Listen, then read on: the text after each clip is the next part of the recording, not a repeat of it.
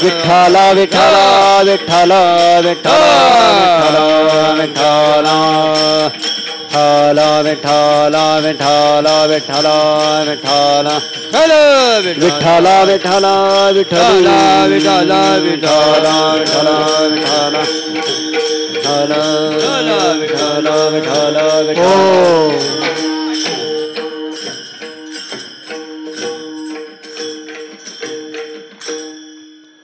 संतद्वारी कुतरा झालो, संतद्वारी कुतरा झालो, प्रेम रसासी सोखलो, भुंकत भुंकत द्वारा आलो, ज्ञान थारोळ्या बैसलो.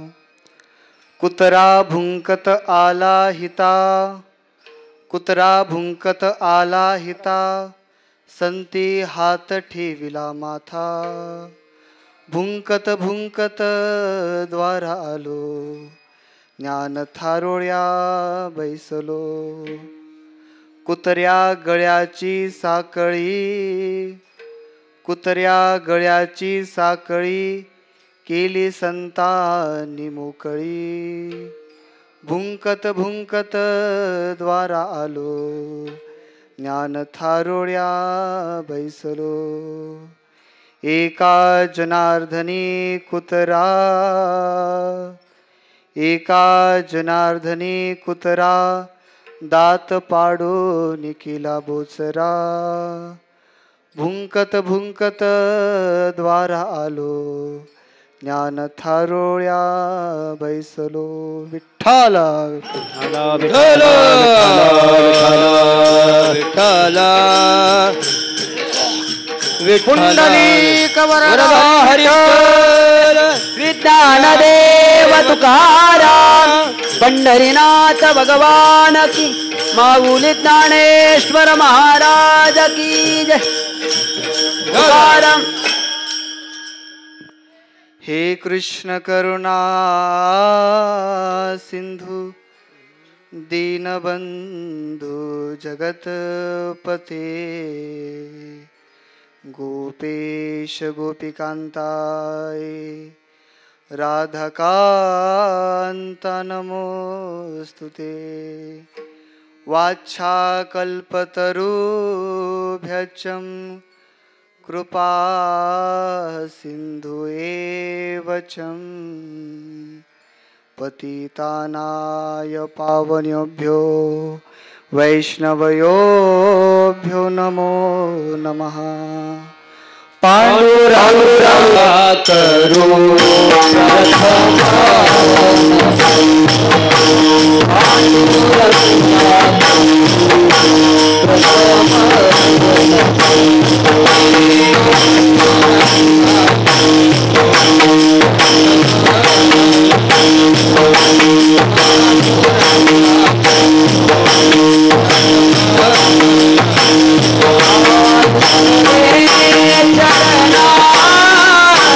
संतानिया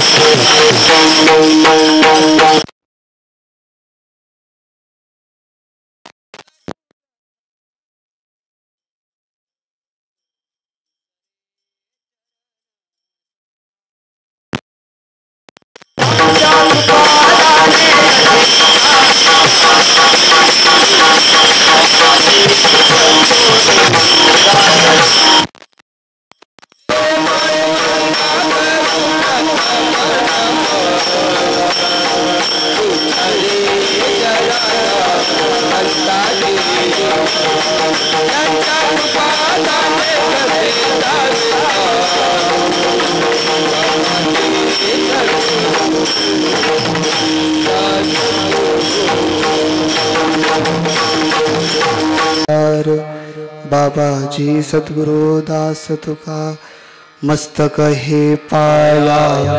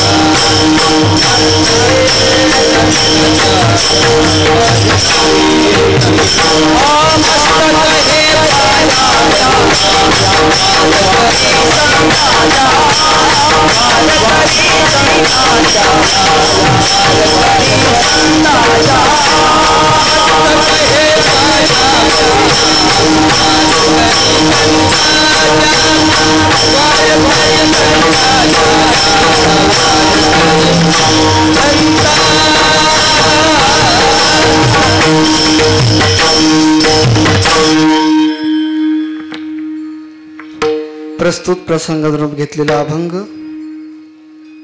श्रीमंत श्री योगी श्री एकनाथ महाराज यांचा 5 चरणाचा अभंग असून या अभंगामध्ये नाथ महाराजांनी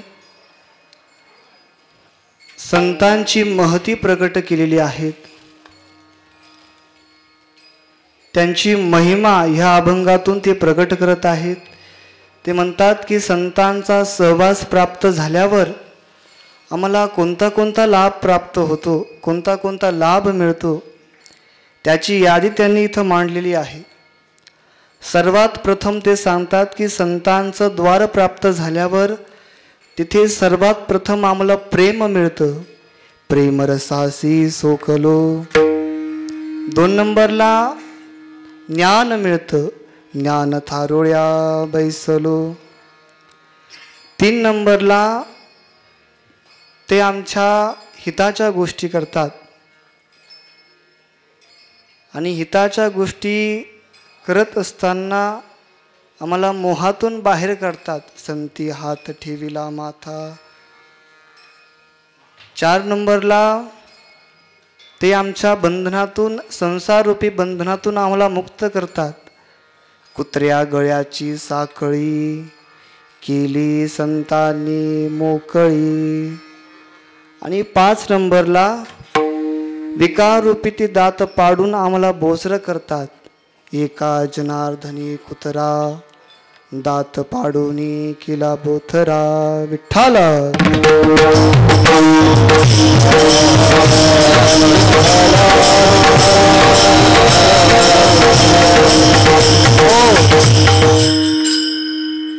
विचार मांडत असताना परिहार महत्त्वाचा आहे. कशानिमित्त कार्यक्रम आहे आपणा सर्वांना माहीत आहे. भगवान श्री दत्तात्रय यांच्या कृपा आशीर्वादाने चालू असणारा सद्गुरू किसनगीर बाबा पुण्यतिथी सोहळा आणि ह्या सोहळ्याच्या निमित्ताने पूजनीय, वंदनीय, प्रातस्मरणीय अखिल महाराष्ट्र ज्यांना माऊलीच्या रूपाने पाहतो ते असणारे आपले बाबाजी, तसेच पूजनीय, वंदनीय, प्रातस्मरणीय, सर्वावर समान प्रेम करणारे स्वामीजी यांनी माझ्याकडे सोपवलेली ही आजची 3ऱ्या दिवसाची कीर्तन सेवा मी त्यांना वंदन करतो. की अपात्र व्यक्तीलाही पात्र करण्याची ताकद फक्त सद्गुरूमध्ये असते. आज ती दिसत आहे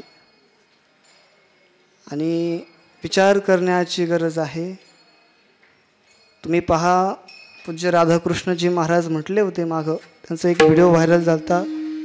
महाराष्ट्रामध्ये जेवढे मंदिरं आहेत म्हणे त्या सर्व मंदिरावर जे ध्वज फडकत आहे ते ध्वज म्हणजे पूज्य बाबाजी आहे. आणि त्याच्यामध्ये अजून मी थोडंसं ॲड करतो.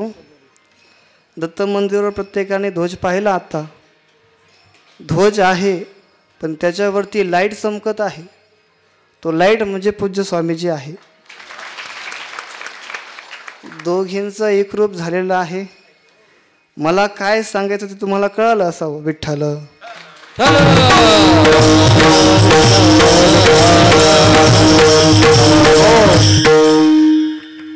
इथे जमलेले सर्व संत महंत मंडळी, वारकरी मंडळी, सर्वांच्या चरणावर दंडवत करतो, प्रणाम करतो. आज कशानिमित्त आपण या ठिकाणी जमलेलो आहे तुम्हा सर्वांना माहीत आहे.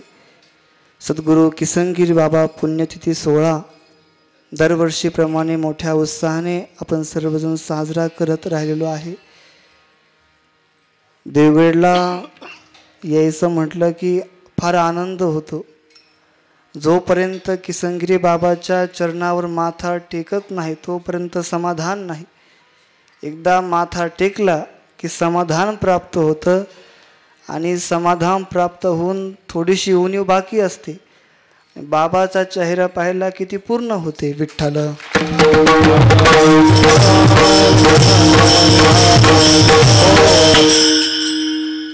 तसं पाहिलं तर पुण्यतिथी कोणाची हो? पुण्य करणाऱ्याची का? नाही. पुण्यच करणाऱ्याची का? त्याचीही नाही. तर पुण्य करणाऱ्याची का नाही? जीवनामध्ये त्याने पुण्य केलं म्हणजे त्याने पापही केलं असावं. पुण्य केलं ना त्याने, तो सप्त्यामध्ये पंगत देऊ शकतो, म्हणजे लग्नामध्ये गोंधळही करू शकतो, म्हणजे पुण्यही करू शकतो, म्हणजे तो पापही करू शकतो. म्हणजे पुण्य करणाऱ्याची पुण्यतिथी नाही. पुण्यच करणाऱ्याची का? म्हणे त्यांची नाही. का? तर म्हणे त्याने पुण्य केलं ना, त्याचा आम्हाला काय फायदा? नाव जर नदीच्या पलीकडे एकटीच गेली, कोणी तिला नाव ठेवेल का? नाही. तिला चांगलं म्हणेल का? नाही. जर त्या नावेमध्ये अनेक लोक बसले, मग तिनं नदी पार आम्हाला केलं, तेव्हा कुठेतरी तिला नाव म्हणशान, नाही तर तिला नाव ठेवशान. विठ्ठल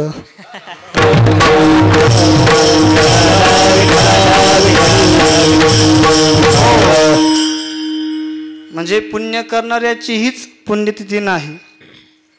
मग कुणाची पुण्यतिथी? जे लोकांमध्ये पुण्याचा विचार लोकांच्या जीवनामध्ये प्रस्तावित करतात, खरी पुण्यतिथी त्यांची. करोनी चिंतन करवियानी का तुम्हाला या गोड प्रमाण दिलं, परंतु पुण्य करणाऱ्याचीही नाही, पुण्यच करणाऱ्याची नाही. जे लोकांच्या आयुष्यामध्ये पुण्याचा विचार विस्तारित करतात, खरी पुण्यतिथी त्यांची आहे. वाढता हा पुण्य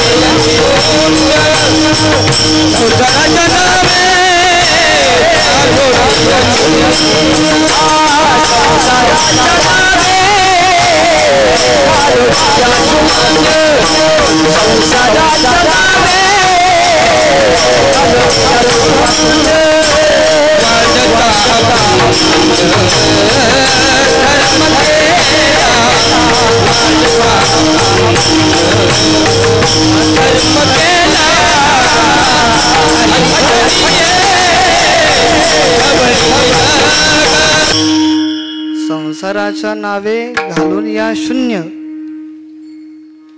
वाढता हा पुण्य धर्म केला. ते संत ते आम्हाला पार करू शकतात आणि त्यांची आजची ही पुण्यतिथी आहे. तुम्ही पहा, दत्त मंदिराचं काम चालू असताना सद्गुरू बाबाजींनी किती कष्ट घेतले. प्रत्येक गावामध्ये जात असताना, वर्गणी घेत असताना पायामध्ये खाली, पायाच्या खाली दगड येत असतात, कधी ह्या गावातून कधी त्या गावात, कधी त्या गावातून ह्या गावात खूप भ्रमण करता करता मोठ्या अट्टहासाने सुंदर असं दत्त प्रभूचं मंदिर सद्गुरू बाबाजींनी या ठिकाणी उभारलेलं आहे. त्यांच्या कष्टाचं हे प्रतीक आहे. तसं पाहिलं तर मंदिर बांधणं एवढं सोपं नाही. ज्याला अनुभव येतो त्याला कळतं विठ्ठल.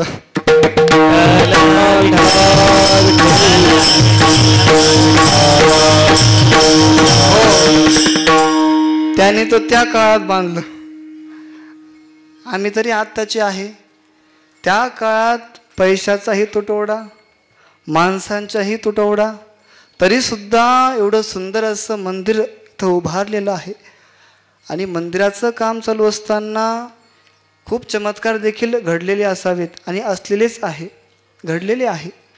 तुम्ही पहा, जे मिस्त्री लोक यायचे, गौंडी लोक, आता बाबाजींचं काय शिक्षण झालं नव्हतं, ते शिकलेले नव्हते, परंतु न शिकता ते ज्ञानी होते. आणि जो पगार त्या मिस्त्रींना द्यायचा असायचा, तो पगार देत असताना आजचा जो पगार ठरलेला आहे, एवढी आजची रक्कम ठरलेली आहे, खिशामध्ये हात घातणार आणि हात घातल्यावर जेवढे पैसे बाहेर येईन, आज जेवढे झालेले मिस्त्रींचे तेवढे त्यांच्या हातात पडायचे. आणि तेवढे पडल्यावर मिस्त्रींना आश्चर्य वाटायचं, हे काय कौतुक आहे, यांना मोजता येत नाही, खिशात हात घालतात आणि आमच्या हातात ठेवतात, किती मोठा हा चमत्कार. असे अनेक चमत्कार सद्गुरू बाबाजींनी केलेले आहेत. प्रत्येक असं एकही गाव नाही आमच्या नेवासे तालुक्यात तिथे ते गेले नसावे. प्रत्येक ठिकाणी गेलेले आहेत. आणि अनेक भक्तांना जवळ करून त्यांच्या दुःखातून, त्यांच्या कष्टातून, त्यांच्या आजारपणातून बाबाजींनी त्यांना बाहेर काढलं. जो दुःखातून बाहेर काढतो तो सद्गुरू असतो, जो दुःखातच टाकतो तो विठ्ठल.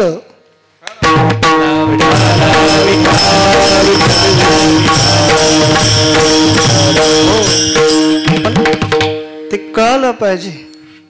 आम्हाला दुःखात टाकणारे लोक जास्त आवडतात, पण दुःखातून बाहेर काढणारे एवढे आवडत नाही. कलीची धारा आहे आणि ह्या धारेनुसार प्रत्येक व्यक्ती जीवन जगतो आहे. काही हरकत नाही, तो जगतही असला कसा का होईना जगतोय, याला महत्त्व आहे. सद्गुरू बाबांनी खूप मोठी कीर्ती आम्हाला दिलेली आहे, करून ठेवलेली आहे. नुसतं मंदिरच नाहीत तर एवढा मोठा भक्त परिवार जोडला. अनेकांना दुःखातून बाहेर काढणं, कष्टातून बाहेर काढणं, वनवन हिंडणं, कधी ह्या गावातून कधी त्या गावातून, वन वन फिरुनी कन कन झिजले दुःखी लोकासाठी.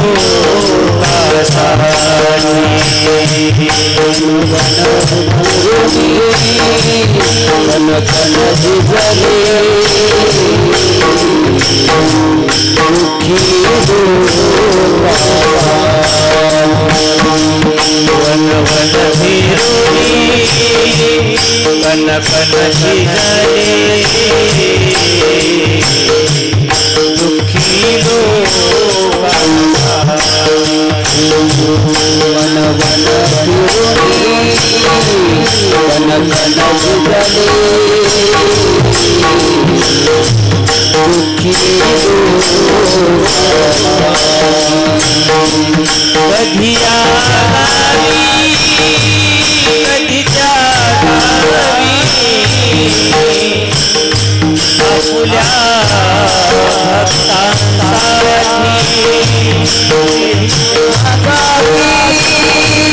कधी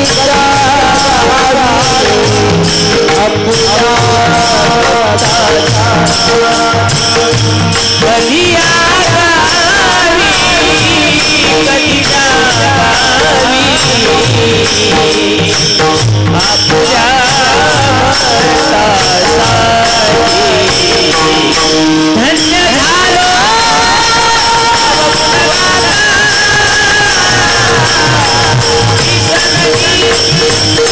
देवा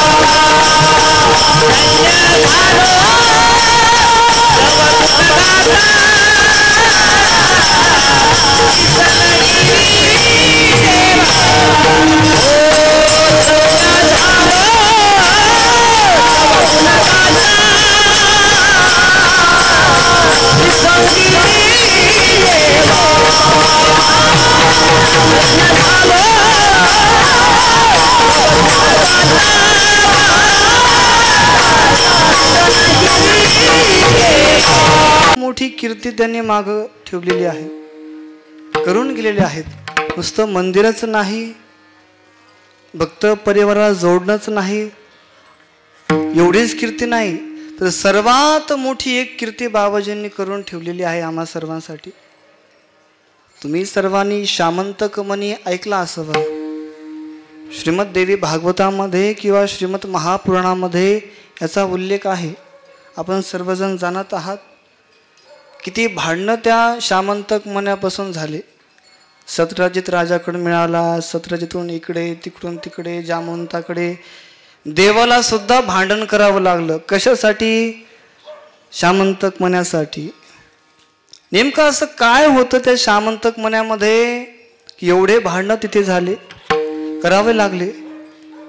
त्या श्यामंतक मण्याचं महत्त्व खूप आहे आणि प्रत्येक पुराणामध्ये त्याचं अर्थ वेगळा वेगळा सांगितलेला आहे. त्या श्यामंतक मण्याचं महत्त्व असं आहे की ज्याच्याकडे तो श्यामंतक मणी असला की त्याच्याकडे समृद्धी, सुख, शांती, समाधान त्याला प्राप्त व्हायचं. ज्याच्याकडे तो असायचा त्याला धनाची कधी कमतरता नाही. तो तेजपुंज असायचा. त्याच्याकडे सोन्याची कधी कमतरता नाही, चांदीची नाही, अन्नाची नाही, त्याला भूकही लागत नव्हती. एवढं महत्त्व त्या श्यामंतक मण्याचं. मी हे का सांगत आहे हे देखील ऐका. एवढं महत्त्व त्या श्यामंतक मण्याचं होतं आणि तेच श्यामंतक मणी बाबाच्या स्वरूपात किसनगिरी बाबांनी आम्हाला देऊन गेले. तीच शांतता आहे, तेच प्रेम आहे.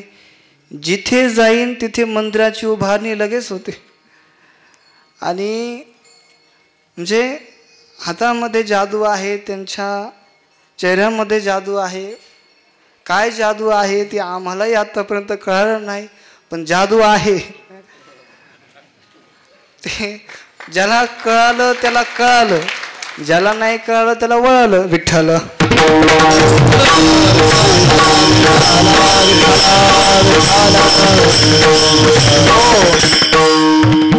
प्रत्येकाच्या जीवनामध्ये प्रत्येकाने अनुभव घेतला असावा.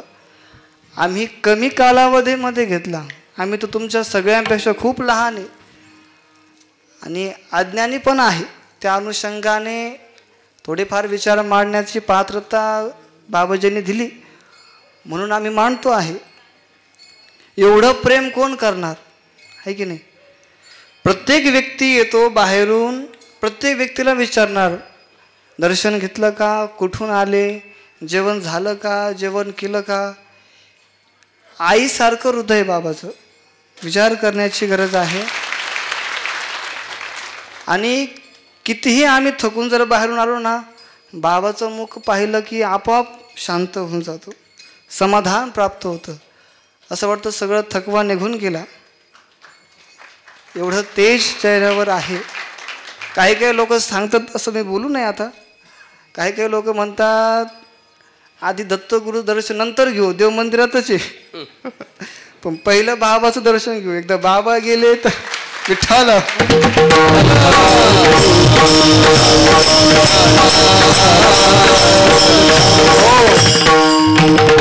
प्रत्येकाचा अनुभव आहे. आईसारखं प्रेम करतात. प्रत्येकावर आईसारखं प्रेम. दुजा भाव नाही बरं का. याला जवळ केलं त्याला नाम नाही. छोट्यालाही, गरीबातल्या गरीब व्यक्तीलाही जवळ करणार आणि श्रीमंतातल्या श्रीमंत व्यक्तीलाही जवळ करणार. इथं भेद नाही, इथं अभेद आहे. आणि त्याच्यामुळे बाबाचं सानिध्य आपल्या सर्वांना प्राप्त होत आहे. मागच्या जन्मातलं आपलं काहीतरी पुण्य असावं, त्या अनुषंगाने आपल्याला सहवास घडत आहे. आणि हा मौलाचा सहवास आहे.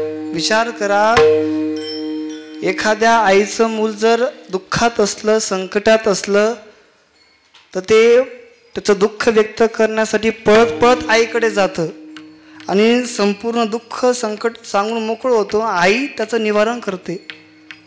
तुम्ही पोलीस स्टेशनमध्ये गेला तर हवालदाराला जर काही संकट आलं, दुःख झालं की तो पळत पळत जातो आणि PSI असो, कोणी असो ऑफिसर, त्याला जाऊन सांगून आपलं दुःख व्यक्त करतो.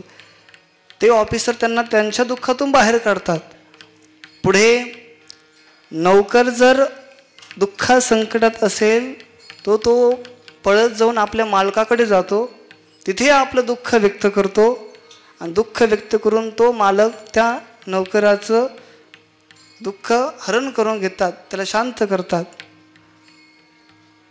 ऑफिसमध्ये देखील कर्मचारी कोणत्या दुःखात असले, संकटात असले तर ते काय करतात, आपल्या मालकाकडे ऑफिसरकडे जातात, सरांकडे जातात आणि तिथे गेल्यावर त्यांना आपलं दुःख सांगतात. ते त्यांना त्यांच्या दुःखातून बाहेर काढतात. मग प्रश्न पडला, आम्ही महाराज लोक जर दुःखात असलो, संकटात असलो तर कुठं जायचं? तर म्हणे चला देवगडला, तिथे सर्वांची आई बसलेली म्हणे, तिथे सर्वांची आई बसलेली आहे, कारण आमच्याकडे पाहणारे कमी आहे, हे की आमच्याकडे लक्ष देणारे फक्त बाबाजीच आहे. विठ्ठल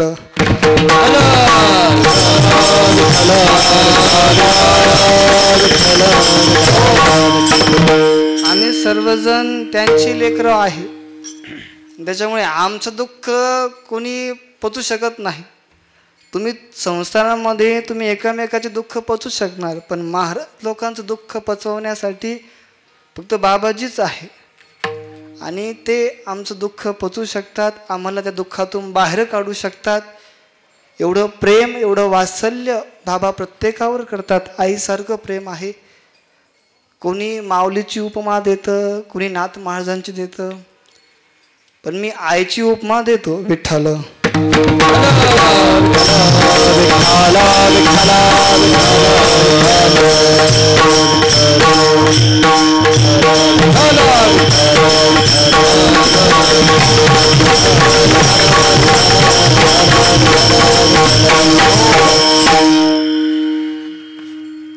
आणि त्याच अनुषंगाने बाबांनी आमच्या जीवनामध्ये प्रकाशही आणला, है की नाही.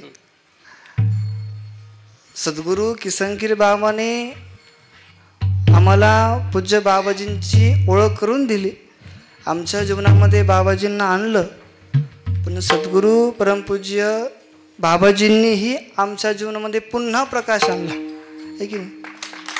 आणि त्या प्रकाशाचं तेजपुंज आता झळकत आहे. विठ्ठल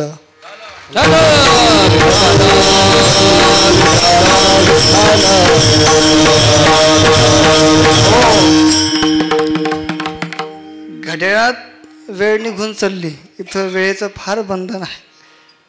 मला अभंगाला न्याय द्यायचा आहे. तसा अभंग 5 चरणाचा आहे, पण त्याची स्टँडर्ड साईज 4 चरणाची आहे. असं म्हणतात की अभंग 4 चरणाचा असतो, पण तो 2 चरणावाल्यांसाठीच असतो. नाही कळलं का? विठ्ठल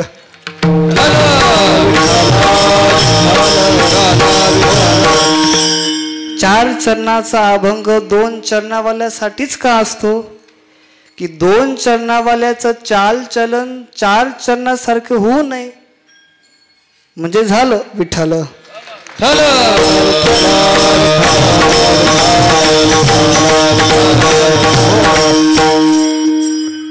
नाथ महाराजांनी ह्या अभंगामध्ये संतांची महती प्रकट केलेली आहे. त्यांच्या सहवासामध्ये काय काय प्राप्त होतं ते दर्शवित आहे. संतांचा सहवास किती मौलाचा आहे.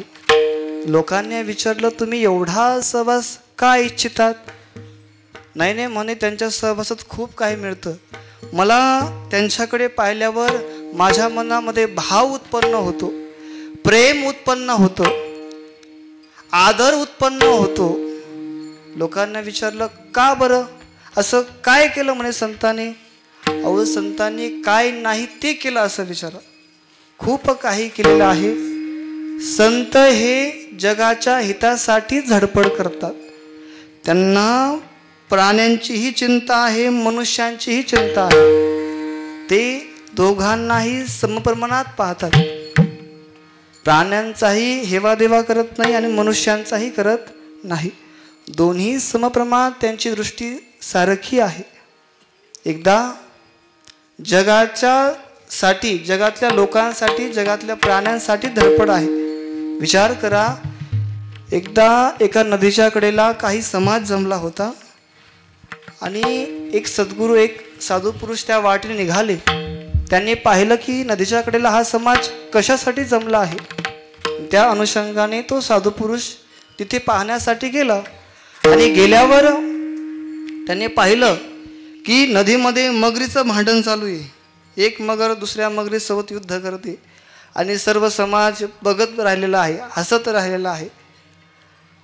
साधू पुरुष म्हणतात, काय चालू आहे हे? आणि तेवढ्यात नजर दुसरीकडे गेली, नदीकडे, दुसऱ्या भागाकडे.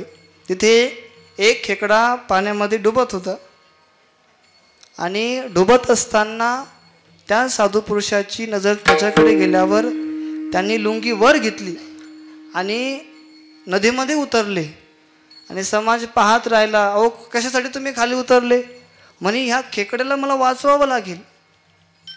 आतमध्ये उतरले, हातामध्ये तो खेकडा घेतला. त्या खेकड्याने त्याचा परिणाम दाखवला, त्याचा गुण दाखवला. डंक मारला, तेवढ्यात त्या साधू पुरुषांनी पुन्हा खेकडा पाण्यात टाकला. पुन्हा घेतला, पुन्हा डंक मारला, पुन्हा पाण्यात टाकला. पुन्हा घेतला, पुन्हा डंक मारला, पुन्हा पाण्यात टाकला. शेवटी साधू पुरुषाचा हात रक्ताने भिजून गेला आणि भिजल्यावर हातावर चित्र पडले. शेवटी त्या साधू पुरुषांनी त्या खेकड्याला बाहेरच आणलं आणि त्याचं रक्षण केलं, त्याला वाचवलं. लोक हसत राहिले. का हो म्हणे, एवढा खेकडा तुम्हाला चावत होता म्हणे, तुम्ही त्याला वाचवण्याचा प्रयत्न करत राहिले म्हणे. कशाला एवढा प्रयत्न केला? तुम्हाला त्याने किती त्रास दिला? त्याने, त्या साधू पुरुषाने फार गोड उत्तर दिलं. ते म्हटले, खेकड्याचा धर्म आहे डंक मारणे आणि माझा धर्म आहे त्याला वाचवणे. विठ्ठल.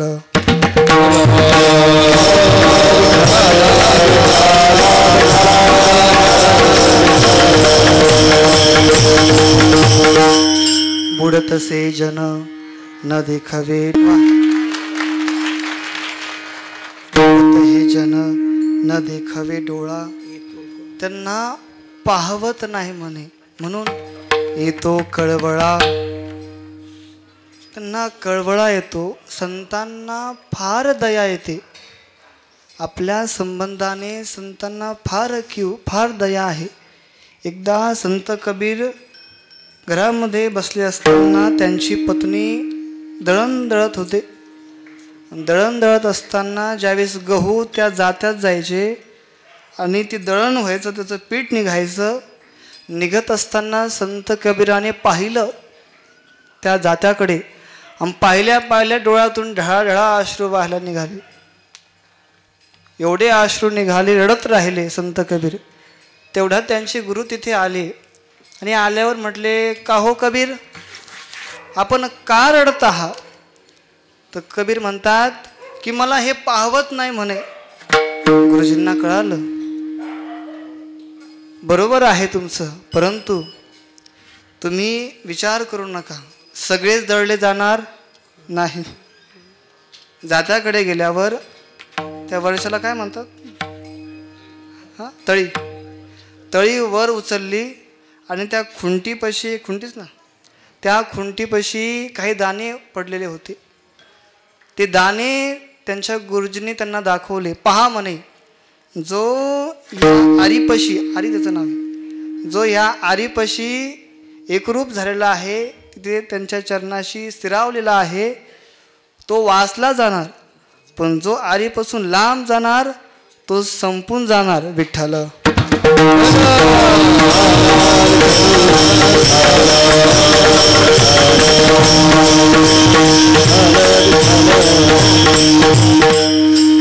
संतांना जगाविषयी दया आहे, हे नाथ महाराजांना आवडलं. आपल्या मनामध्ये संतांविषयी प्रेम का जागृत झालं की ही दया पाहून. एवढी दया समाजासाठी, एवढी दया जगासाठी, प्राण्यांसाठी, हे त्यांना भावलं. आणि भावल्यामुळे संत एकनाथ महाराजांनी स्वतःला दासापेक्षा खालच्या लेवलला, खालच्या पातळीला ते गेले. आणि पातळीला जाऊन एवढा आमच्या दृष्टिकोनातून सर्वात तो नीच प्राणी आहे, त्याचं नाव काय आहे, कुत्रा. त्या कुत्र्याची उपमा त्यांनी स्वतःला दिलेली आहे.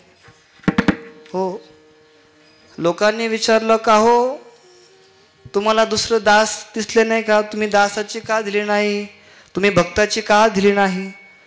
ते म्हणतात अरे भक्त दास हे फार उंच राहिले, भक्त फार उंच राहिला म्हणे. बरोबर ना, त्याची फार मोठी योग्यता. जो भक्त स्वतःला म्हणून घेतो म्हणजे तो फार मोठा आहे, तो इतका मोठा की त्याची गणना होऊ शकत नाही. आम्ही स्वतःला भगत म्हणून घेतो.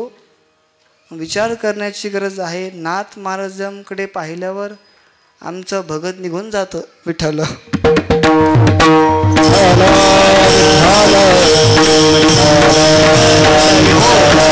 तुम्ही पहा, काही लोक म्हणतात आम्ही ह्या देवीचे भगत आहे, आम्ही त्या देवाचे भगत आहे, आम्ही अमुक देवाचे भगत आहे. तुम्ही असा भगत असून चालणार नाही, तिथे समर्पणाची भावनाही लागते. नुसतं भगत स्वतःला म्हटलं, मोठ्या मोठ्या माळा घातल्या, भगत होऊ शकत नाही. नुसतं समर्पणही चालत नाही, समर्पित व्हावं लागतं. विठ्ठल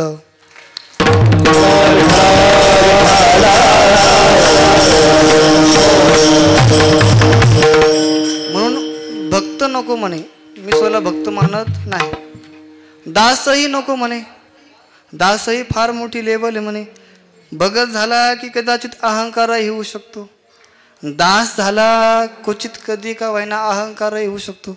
कधी कधी दास फार डोक्यावर जातात, हे की नाही. जे स्वतःला दास म्हणून घेतात तेही कधी कधी जातात. म्हणजे दासाची त्यांनी इथं क्रियता व्यक्त केलेली नाही. दासही नको म्हणे. त्याच्यामुळे दासाच्या खालच्या लेवलची पातळी कुत्र्याची, त्या कुत्र्याला आम्ही सर्वात आमच्या दृष्टिकोनातून नीच मानतो. पण एकनाथ महाराज म्हणतात माझ्या दृष्टिकोनातून तो नीच नाही, आहे की नाही. लोकांनी विचारलं तुम्ही कुत्र्याचीच का दिली, तर म्हणे कुत्र्यांकडे काही गुणविशेष आहे. कुत्र्याचे काही गुण आहे म्हणे. कोणते कोणते गुण आहे. पहिला गुण, कुत्रा स्वामीनिष्ठ असतो. दुसरा गुण, तो स्थितप्रज्ञ असतो. तिसरा गुण, तो अल्प आहारी असतो. चौथा गुण, तो संतोषी असतो, है की नाही. हे 4 गुण कुत्र्यामध्ये आहे, ते सर्वात महत्त्वाचे आहे. आणि 5वा एक गुण आहे, तो मालकाची आज्ञा कधी मोडत नाही. हे गुण पाहिल्यावर म्हणून मला इच्छा झाली, नाथमाळ म्हणतात.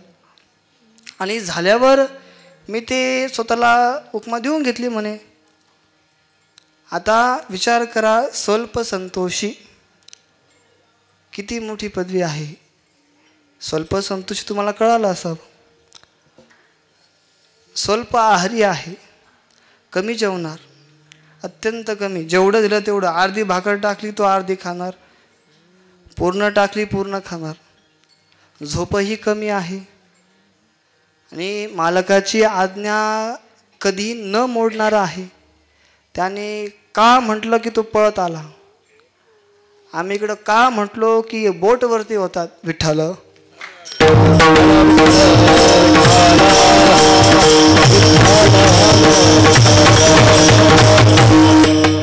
सध्याच्या काळामध्ये काही म्हणू शकत नाही.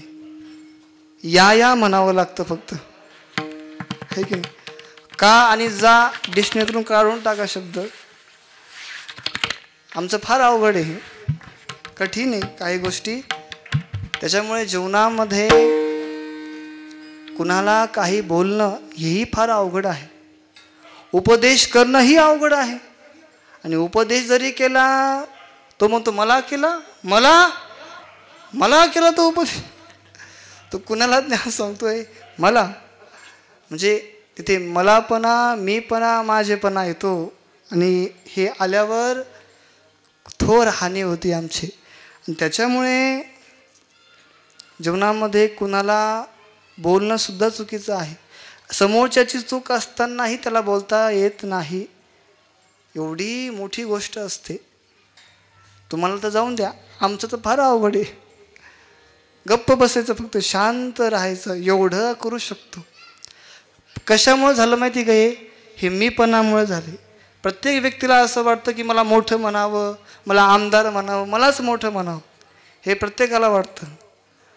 मला असं वाटतं तुम्हाला आधी मोठं म्हणावं अशी जर तुमची इच्छा असेल तर याच्यापूर्वी तुम्ही कुणाला तरी मोठं म्हणायला नको का? इच्छा आहे मोठं म्हणण्याची तुम्हाला, मग याच्या अगोदर आम्ही कुणाला तरी मोठं म्हटलं पाहिजे. त्याला समोरच्याला मोठं म्हटलं की तो आम्हाला आपोआप मोठं म्हणणार. पण आमची जीभ रेटत नाही ना विठ्ठल.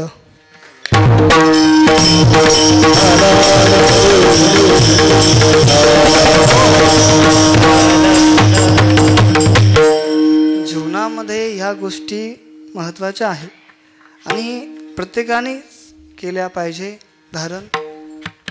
तसं पाहिलं तर नाथ महाराजांनी म्हणे की मी सगळ्यात खालची लेवलची पातळी धारण केली आहे की नाही, कुत्र्याची.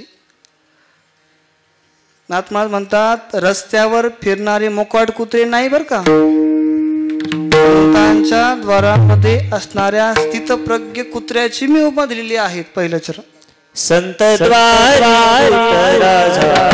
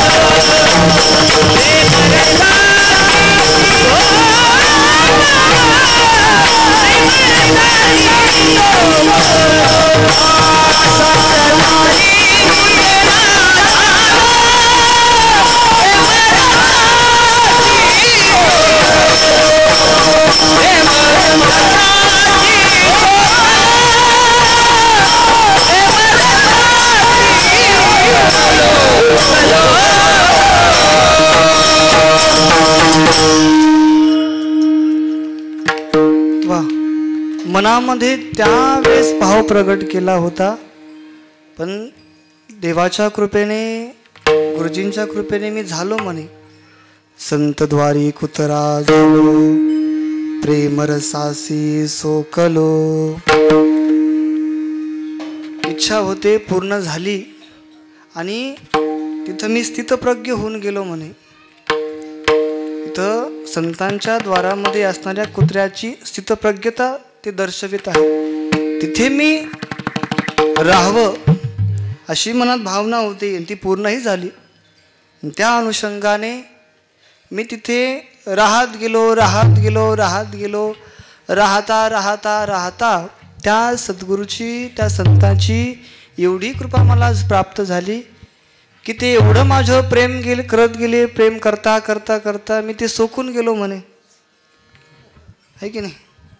अपेक्षा वाढत गेल्या, अजून प्रेम मिळावं, अजून प्रेम मिळावं, अजून प्रेम मिळावं. खरं पाहिलं तर संत प्रेमच देतात, संतांकडे प्रेमच आहे. हे तुकोबरायाच्या गाथ्यातून, ज्ञानेश्वरीच्या ओव्यातून आम्हाला झळकत विठ्ठल.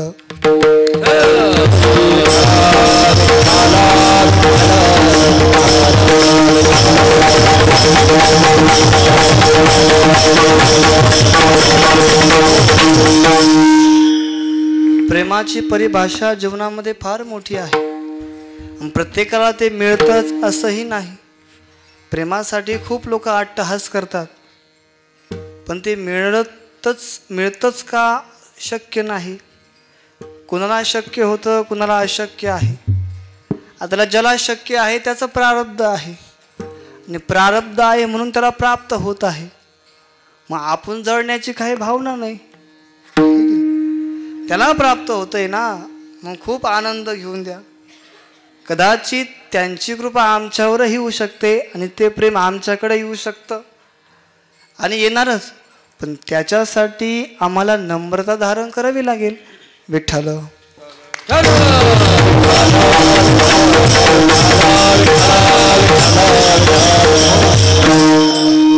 इथे नम्रता झाली की सद्गुरू संत आपोआप कृपा करतात. गरज आहे नम्र होण्याची. नम्र झाला भूता अनंता, तोही कोणला जातो, पण त्याच्या अगोदर हा कोण संत, यांना जवळ एक वेळेस देव येऊ शकत नाही, पण ते येऊ शकतात. तुम्ही विचार करा. पण आमचं उलटं गणित आहे.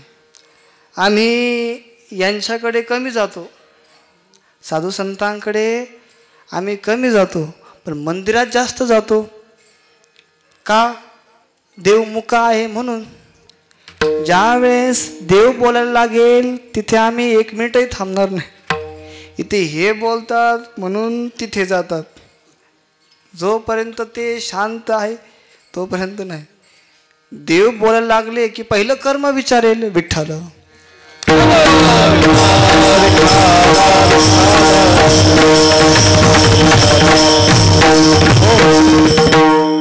इथे कर्म विचारतात ना, भीती वाटते. तिथे तो मुका आहे. प्रेम संताकडे मिळणार. त्याच्यामुळे मला असं वाटतं, तिथं तुम्हाला असं वाटतं की कोणी पाहणार नाही. मंदिरात गेल्यावर तिथे सर्व काही कळतं, इथंही कळतं. आता तो त्याची काठी मारणार कर्माच्या हिशोबाने, पण इकडे संतांकडे गेल्यावर 2 मिनिटं पाहणार, परंतु काय त्यांच्याकडे मया आहे, दया आहे, ती विसरून जातात सगळं काही. आणि विसरून गेल्यावर पुन्हा मातृत्वाची झाडं घालणार, अंगावर टाकणार. बाकीचं तुमचं विसरून गेले, पण तो नाही विसरणार ना.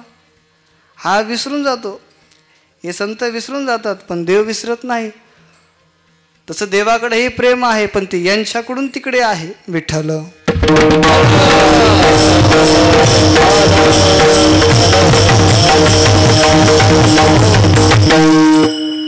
गरज आहे त्यांच्याकडे जाण्याची. गरज आहे नम्रता धारण करण्याची. जोपर्यंत तिथं गेल्यावर नम्र आम्ही होत नाही तोपर्यंत ते आमच्यावर प्रेम करणार नाही. जोपर्यंत आमच्यात अहम आहे तोपर्यंत ते शक्य नाही. हम निघून गेला तर ते शक्य आहे. येतो, प्रत्येकाला येतो, मला येतो, सगळ्यांना येतो. आला नाही पाहिजे पण तो येतो, आहे की नाही. पण विचार करा तुम्ही, बाबाजीकडे पाहिल्यावर किती नम्रता हो. साधारण बंडीचा वारकरी जरी आला झेंडा घेऊन तरी बाबा पूर्ण असं झुकतात. म्हणजे त्याचा अधिकार पाहत नाही, काही नाही, काहीच नाही, लगेच झुकून टाकतात. म्हणजे एवढी नम्रता आम्हाला फक्त देवगडलाच पाहायला भेटते. विठ्ठल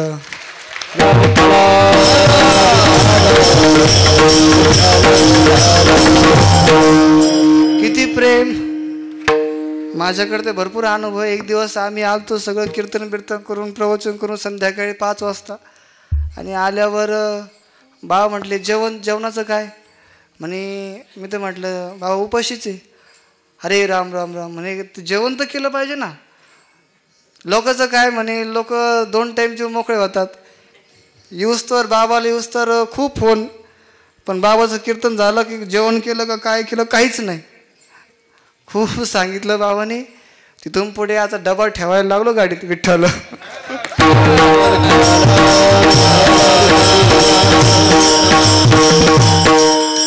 तरी सुद्धा एक दिवस आलतो, तरी सुद्धा बाबांनी गुरुकुलात नेलं, जीव घातलं. एवढं प्रेम महाराज फक्त सद्गुरू आणि संतच करू शकतात.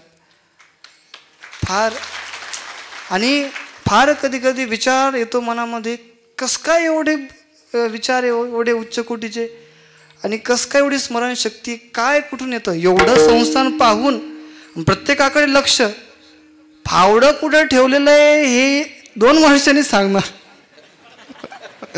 म्हणजे एवढे मोठे उच्च कोटीचे विचार, फार ही एक देवाची लीलाच आहे. विठ्ठल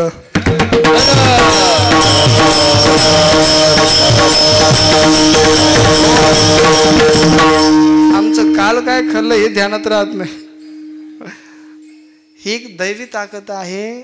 त्याच्यामुळे ज्याने जाणलं तो जाणला, ज्याने नाही जाणलं तो नाही जाणला. म्हणून ज्ञानेश्वरीमध्ये पहिल्या अध्यायामध्ये माऊलीने ओवी घातली, म्हणून जाणतेने श्री गुरु भजिजे, तेने कृतकार्य होईजे, जैसे मूळ सिंचने सहजे, शाखा पल्लव संतोषते. ज्याने जाणलं, म्हणून जाणतेने, ज्याने जाणलं त्याच्या जीवनामध्ये असा परिणाम झाला काय, तेने कृतकार्य होईजे, त्यांच्या जीवनातल्या संकल्पना इच्छा आपोआप पूर्ण होणार. जाणल्यामुळे बरं का. माऊलीने उदाहरण दिलं, जैसे मूळ सिंचने सहजे, शाखा पल्लव संतोषती. एखाद्या वटवृक्षाच्या मुळाला जर आम्ही पाणी घातलं, परिणाम त्या मुळांना होत नाही. कुठे होतो, शाखा पल्लव संतोषती.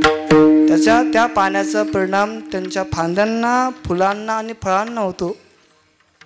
सद्गुरूची सेवा केली, परिणाम आमच्या जीवनावर होतो. कृपेचा विठ्ठल.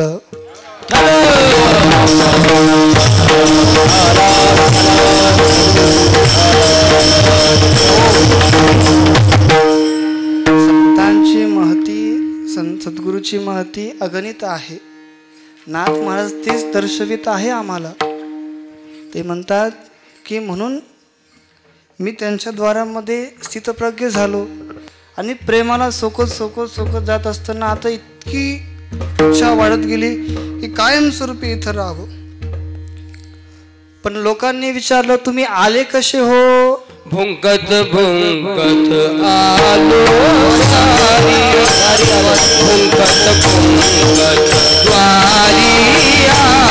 बैसलो. कसा आलो? भुंकत भुंकत आलो म्हणे. पण भुंकत भुंकत म्हणजे भजन करत करत आलो. भुंकत या शब्दाचा अर्थ नाथ महाराजांनी काय सांगितला, भजन करत करत आलो म्हणे. आणि सर्वत्र फिरून आलो म्हणे. भजन करता करता करता आलो आणि त्यांच्या द्वारामध्ये उभा राहिलो. आणि उभा राहिल्यावर महाराज त्यांनी त्यांच्या द्वारापाशी मला एक गोनपट आथरलं. त्याचं नाव आहे थारोळ्या. आणि ते आथरलं आणि त्याच्यावर मला बसवलं. ज्ञान थारोळ्या बैसलो. ती ज्ञानाची थारोळी म्हणे. आणि तिथे मला ते उपदेश करत राहिले. तिथे त्यांनी मला ज्ञान दिलं. ज्ञान देण्यासाठी अधिकार लागतो. तो संतांकडे, सद्गुरूकडे असतो. ज्ञान घेणाराही अधिकारी पाहिजे आणि देणाराही पाहिजे. नुसतं घेणारा असणारा चालत नाही आणि देणाराही चालत नाही. ज्ञान समोरचा देतो आहे पण घेणाराची चुळबुळ चालू आहे. त्याला कसं कळणार आहे की नाही. आणि घेणाऱ्याकडे खूप ज्ञान, घेणाऱ्याची इच्छा आहे पण सांगणाऱ्याची इच्छा नाही, सांगणाऱ्याकडे ज्ञान नाही, त्याचाही काही उपयोग नाही. दोन्ही सारखेच लागतात. सांगणाराही तेवढाच तत्वदर्शी असला पाहिजे, घेणाराही असला पाहिजे. तेव्हा कुठंतरी समाधान प्राप्त होतं. विठ्ठल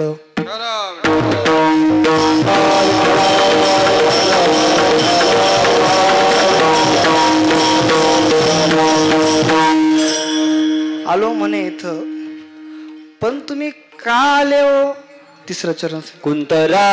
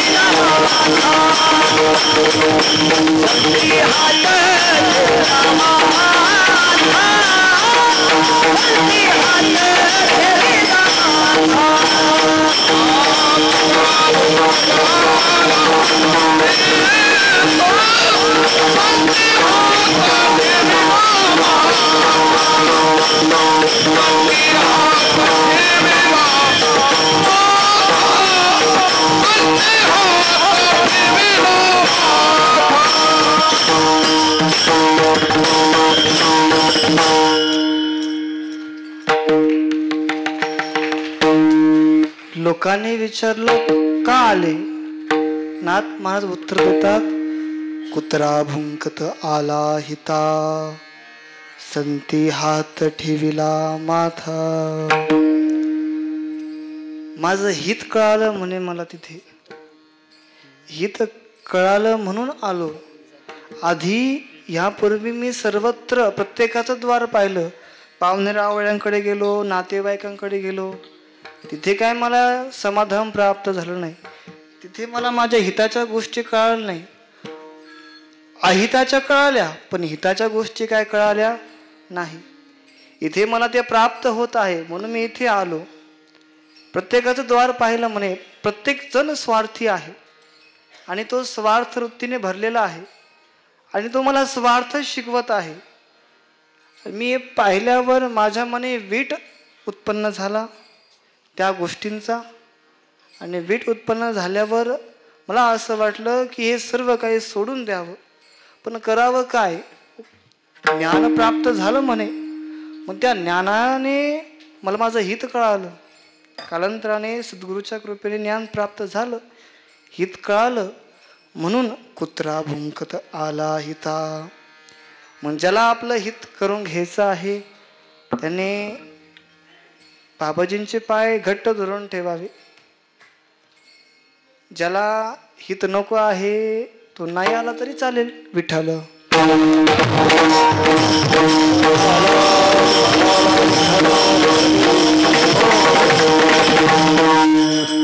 इथे फक्त हिताच्याच गोष्टी होतात. हित कशाला म्हणतात हेही महत्वाचं आहे. सोनं भेटणं, चांदी भेटणं, धन भेटणं हे हित नव्हे, हे तर तुमचं रोजच आहे. परंतु आत्मकल्याण हे खरं हित आहे आणि आत्मकल्याण करून देणारे केवळ सद्गुरूच असतात. विठ्ठल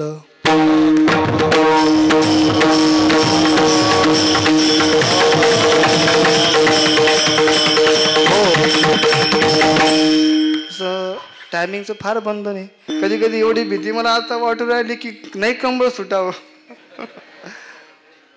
कारण एवढे कीर्तन केले बाहेर पण असा धाक नाही वाटला बा. विठ्ठल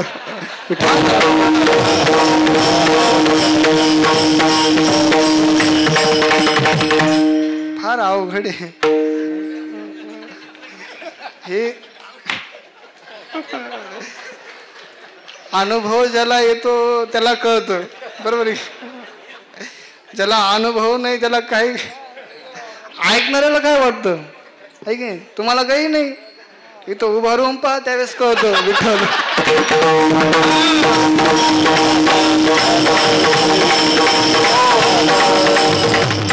तसं बाहेर आणि खूप उड्या मारतो आहे की नाही. इतर कीर्तनामध्ये काही वाटत नाही, मग किती असले तरी काही वाटत नाही. पण समोर देव बसले आणि आपण देवाला ज्ञान द्यायचं हे फार अवघड आहे, कठीणता आहे.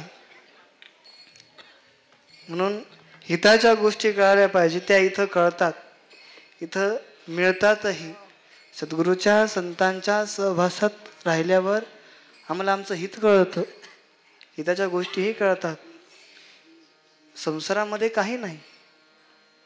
खरं कारण जर पाहिलं तर अध्यात्माशिवाय पर्याय नाही.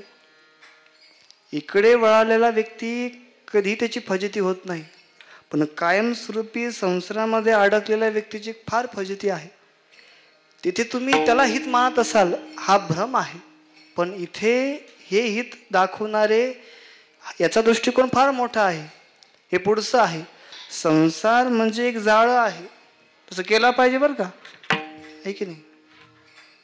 ते जी मकडी असती कातीन, कातीन सर्वांनी पाहिली असावी. ती आपल्या याच्यातून काय करते, जाळं तयार करते, आणि जाळं तयार करून झाल्यावर साईडला उभा राहते, आहे की नाही. मग काही किडे नेमकं लाईटीपाशीच करते बरं का. मग किडे पळत पळत येतात, आहे की नाही, आणि आल्यावर त्या जाळ्यामध्ये अडकतात. आणि अडकल्या का ते खूप ओढण्याचा प्रयत्न करतात, सुटण्याचा. 2 मिनिट झाले, 5 मिनिट झाले, 1 तास झाला, भरपूर वेळ झाला, 2 तास झाले, ते काय निघत नाही. मग हळुवारपणे ती कातीन तुरु तुरु तुरु तुरु पळत ती आणि त्या किड्याला ग्रासून घेते. आम्ही हित तिथे पाहिलं म्हणून आम्हाला काळाने खाल्लं.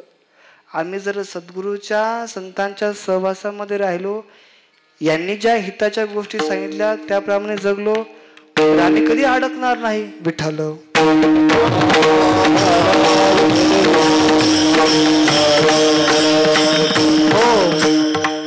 म्हणून तसं जाळं घरात होऊन देऊ नका.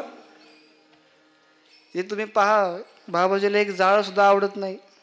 किती विचार करण्याची गरज आहे. एवढी स्वच्छता फक्त देवगडलाच आहे. कारण आणि स्वच्छता ठेवणं ही फार महत्त्वाची गरज आहे. बाबांनी स्वतःच्या सांगितलं मला एका जणांनी की गळ्यातला जो गमछा आहे, एका कोंडीवर नाव लिहिलं होतं. बाबाने स्वतःच्या याने पुसून काढलं ते पितांबराने. एवढी स्वच्छता, एवढे नियम, फार दुर्मिळ गोष्ट आहे. तिथे विराजित असणारे दत्तप्रभूला, सद्गुरू किसनगिरी बाबालाही खूप कौतुक वाटत असेल. एवढं सर्व उत्पन्न झालं आणि उभा राहिल्यावर अख्खा महाराष्ट्र इथं एकत्र जमतोय आणि इथं त्याला शांतता प्राप्त होत आहे. मग आपण जी कीर्ती केली ही तर फार मोठी आहे. मग त्यांची कृपा प्राप्त झाली, यांची कृपा प्राप्त झाली आणि फळ उदायला आलं. त्या फळाने आपला परिणाम दाखवला. एवढं सुंदर वैभव संपूर्ण महाराष्ट्रामध्ये कीर्ती लांब लांबपर्यंत देवगडची आहे. बँगलोरला गेल्यावर श्री श्री रविशंकर सुद्धा म्हटले, बाबाजीची कीर्ती तिथपर्यंत, बाबाचं नाव घेतल्यावर ते वंदन करतात, विठ्ठल.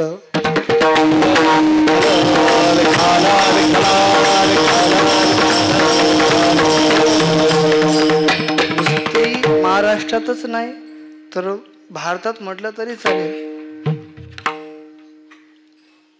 हिताच्या गोष्टी सद्गुरू संत आम्हाला करून देतात.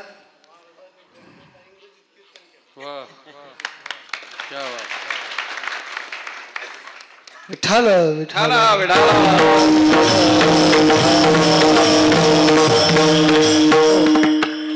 कुत्रा भुंकत आला हिता. हिताच्या गोष्टी कळाल्या म्हणून मी आलो. त्याने काय केलं, नुसतं हित नाही सांगितलं, म्हणे माझ्या मस्तकावर हात ठेवला.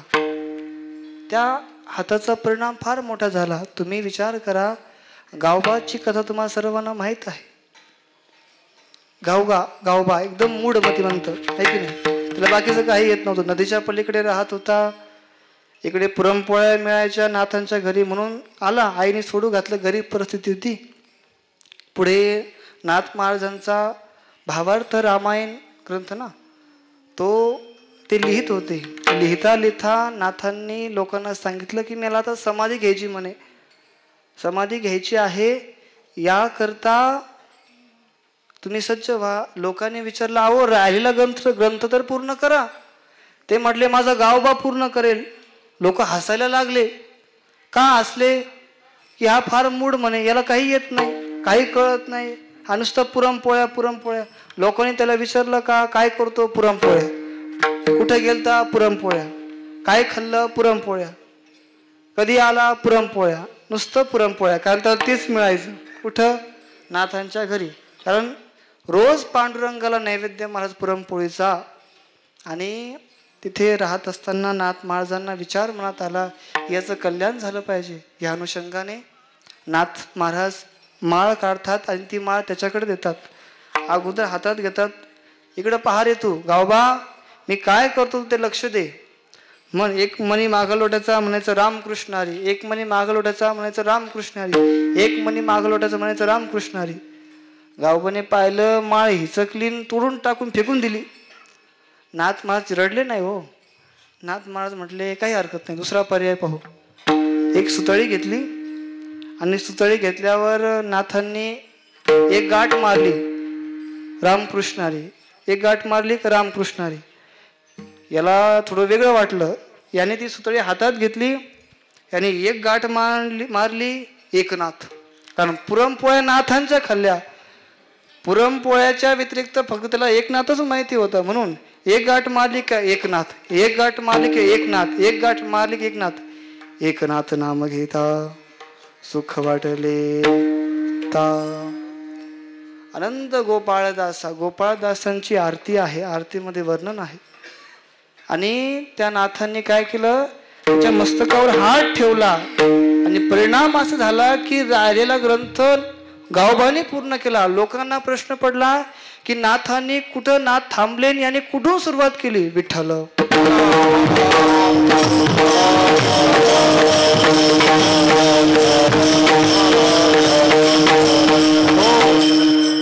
संतांच्या हाताचा परिणाम. संती हात ठेविला माथा, आहे की नाही. संतांनी ठेवलेल्या हाताचा परिणाम आहे. एवढा परिणाम झाला की अज्ञानातून मुक्त झालो. अज्ञानातूनच नाही तर सर्व बंधनातून मुक्त झालो. चौथं चरण. कुतऱ्या गाड्याची साखळी, कुतऱ्या गाड्याची साखळी, कुतऱ्या मुक्तही करतात. कुत्र्या गळ्याची साखळी केली संतांनी मोकळी. आमच्या गळ्यामध्ये असणारी बंधनाची साखळी केवळ सद्गुरू संतच मोकळे करू शकतात. जगामध्ये असा कोणीही नाही की तो मोकळं करू शकतो, बंधनातून मुक्त करू शकतो. केवळ सद्गुरू आणि संतच आहे. आमच्या संसारामध्ये किती बंधनं आहेत, एवढे बंधनं आहे, त्या बंधनाला कमतरताच नाही, एवढे बंधनं आहे. मग प्रत्येक गोष्टीचं बंधन आहे. त्या बंधनातून व्यक्तीला त्रास होतो. तुम्ही विचार करा, सर्वजण माझ्यापेक्षा मोठे आहे, अनुभवानेही मोठे आहे. जीवनामध्ये बंधनामध्ये असल्यावर व्यक्तीला किती त्रास होतो.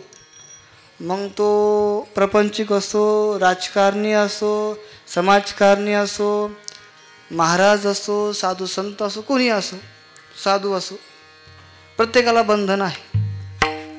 त्या बंधनातून मुक्त फक्त संत आणि सद्गुरू करू शकतात. कारण बंधनाची चावी त्यांच्याकडे आहे की नाही. कुत्र्या गळ्याची साखळी नाथ महाराज म्हणतात ती केली संतांनी मोकळी.